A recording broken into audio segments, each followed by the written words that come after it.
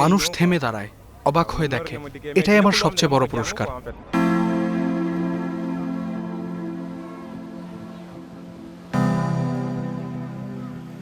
কথাটি বলছিলেন ওমর এমবাও, সেনেগালের ডাকার শহরের সাধারণ একজন দর্জি।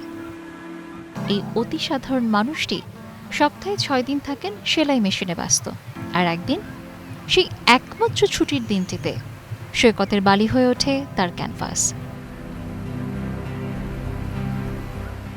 শহরের সমুদ্র তীরে একা হাতে গড়ে তোলেন অবিশ্বাস্য সব বালির ভাস্কর্য। বিশাল তিমি, কুমির, পাখি কিংবা কল্পজগতের প্রাণী, তার হাতের ছোঁয়ায় এসব যেন বাস্তব হয়ে ওঠে। 2019 সাল থেকে এই শিল্প চর্চা করে আসছেন ওমর।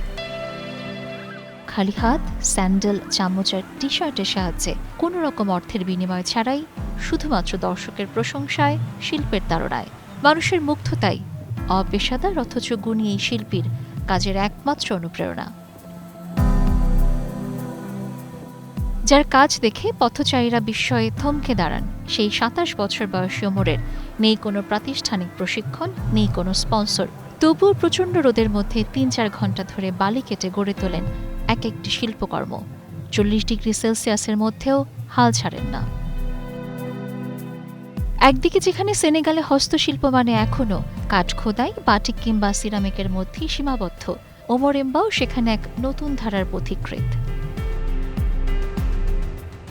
ওমরের স্বপ্ন একদিন কোনো পেশাদার প্রশিক্ষণ পেয়ে নিজের কাজ তুলে ধরবেন জাতীয় এবং আন্তর্জাতিক মঞ্চে, আর তার শিল্প দিয়ে বিশ্বকে জানিয়ে দেবেন বালির মধ্যেও লুকিয়ে আছে গল্প বলার অসীম ক্ষমতা।